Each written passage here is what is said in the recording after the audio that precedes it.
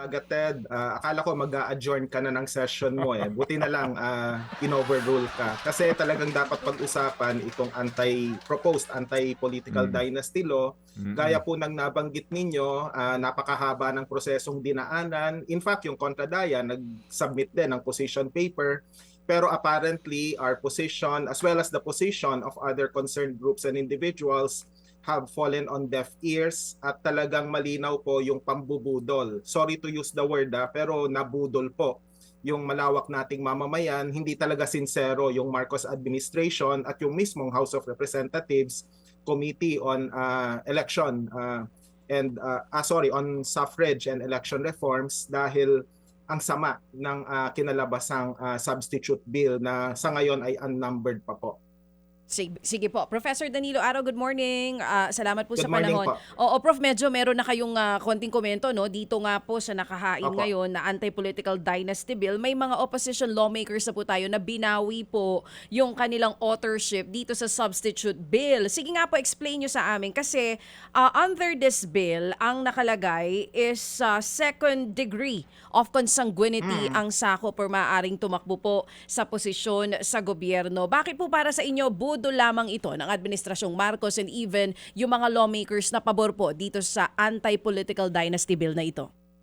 Mahaba po ang listahan ng pambubudol. Simulan natin doon sa nabanggit ninyo. Mas mainam talaga fourth degree of consanguinity kasi kung second degree lang yan, ibig sabihin yung mga pamangkin, yung mga pinsan at iba pang mga distant na kamag-anak ay posibleng tumakbo pa rin.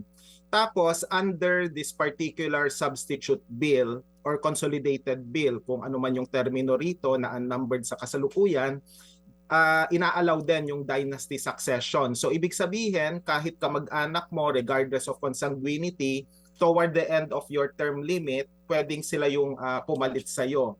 So nadidefeat din yung purpose ng anumang anti-dynasty measure kung ia-allow mo yung dynasty succession. Tahimik din ito sa usapin ng party list representation, ang posisyon ng kontradaya habang wala pang linaw yung genuine party list reform bill, isama na natin sa anti-dynasty law yung gagawin sa party list at ipagbawal yung mga dynast na kontrolin yung party list system na dapat ay para sa nasa laylayan ng lipunan. Tahimik din ito sa usapin ng key elective positions, particular yung posisyon ng secretary, undersecretary at assistant secretary na basically these are presidential appointees. So posible pa rin yung magkakamag-anak sa kabinete o may mga apo na undersecretary or assistant secretary na nangyayari sa kasalukuyan. Oo. So marami-rami po kayo nilatag tungkol nga po sa Opo. kung bakit para sa inyo talagang malaking budol po itong anti-political dynasty. Sir, may sinasabi po yung Makabayan Bloc dito. Ang sabi nila, wala daw under the 1987 Constitution na i-regulate ang political dynasty. Ang Correct. sabi daw po ay total ban. Ano po ba mismo ang sinasabi nga ng 1987 Constitution about political dynasty? Ginagamit yung salitang prohibit, hindi regulate, hindi normalize or institutionalize. Don't get me wrong dito sa substitute bill, kaya merong elemento ng pambubudol, sinasabi nila they prohibit the political dynasty, pero ang prohibition nila ay limitado lamang sa second degree of consanguinity, gaya ng nabanggit po ninyo, bukod pa sa inaalaw nila yung national position, tapos may kamag-anak sa provincial or even local levels. Ibig sabihin nito, hindi pa rin uubra yung isa lang sana na wala nang iba pang kamag-anak within the fourth degree of consanguinity na siyang ninanais po sana natin in order to give substance and to lend credence doon sa framers po ng ating 1987 Constitution. At ito ang magpapaliwanag kung bakit yung mga natitira pa na dating constitutional commissioners noong 1980s, may pagtutol din sila sa isang proseso na talagang mas nire-regulate mo more than prohibit yung political dynasty po. So ulitin ko lang nakalagay po sa substitute bill, they prohibit the political dynasties, pero if you look at the intent of the bill, hindi po prohibition ang nangyayari, kundi regulation, normalization, institutionalization. So, ibig sabihin parang gagawing legal nang hindi na lalaman ng tao na Yes. naiintindihan 'to, na ginagawa nilang legal. So in short, parang binobola tayo, niloloko tayo ng substitute bill na Ay, ito?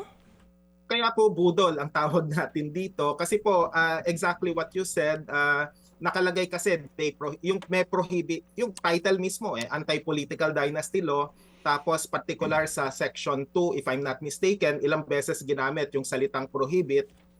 They prohibit this, they prohibit that, pero yung actual na implementasyon, kung susuriin mo yung konteksto ng batas, inaalaw.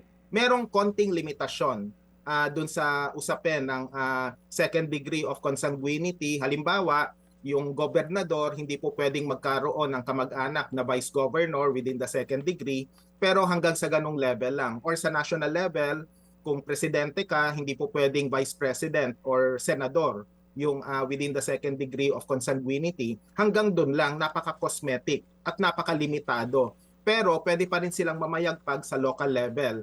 And don't get me started in a situation na sa isang rehiyon may isang dynasty, pero the same dynasty posible pa rin mamayagpag sa kabilang rehiyon. At yun ang laro ng ilang mga political dynasty sa kasalukuyan, hindi lang isa yung baluarte nila, kundi iba't ibang rehiyon pa po ng Pilipinas. Oo.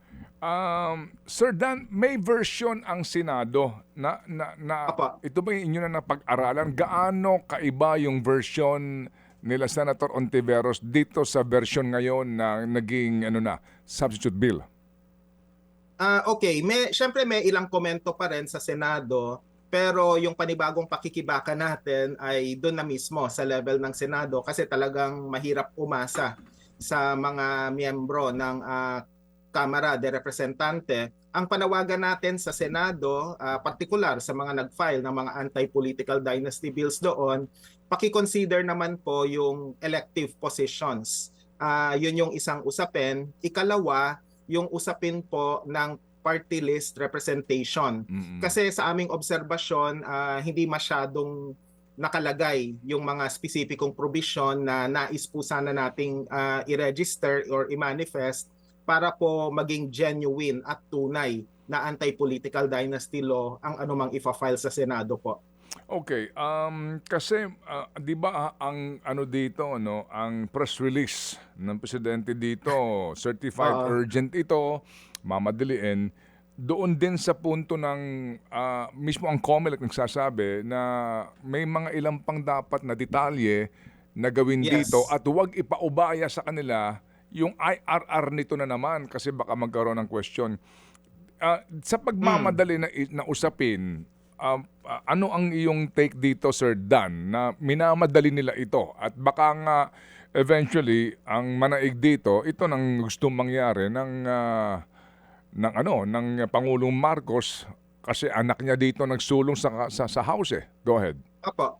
Okay, tama po kayo. Kumbaga whether nagmamadali or hindi, the bottom line remains na yung House Bill number 6771, yung pangunahing batayan nitong substitute bill na ito at sino ba yung author ng 6771, exactly what you mentioned, si House Speaker D at si Representative Marcos na anak ng kasalukuyang Pangulo. So medyo awkward nga na parehong miyembro ng dinastiya, yung D sa Isabela at yung mga Marcos sa Ilocos, ang nagsusulong ng ganitong klaseng, I'm sorry to say again, pambubudol.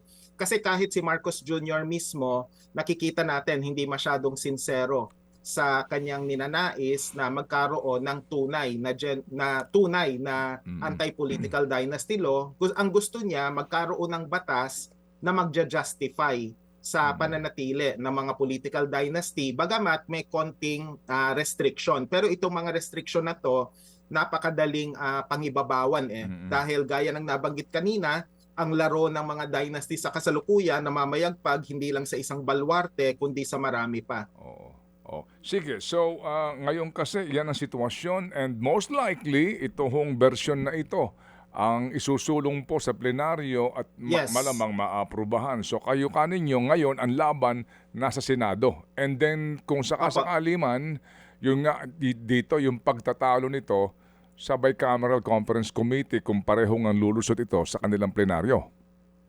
tama po kayo. Tapos syempre, sino ba ang pipirma nito ayon sa ating batas? Yung Pangulo pa rin. So kahit na sabihin mong medyo quote-unquote progressive or matino yung ilalabas na anti-political dynasty law, just for the sake of argument, pwede pa rin mabito ito ng Pangulo. So yun yung isang usapin. Pero syempre, we will not give up kahit na medyo nakakadismaya yung nangyari sa House of Representatives.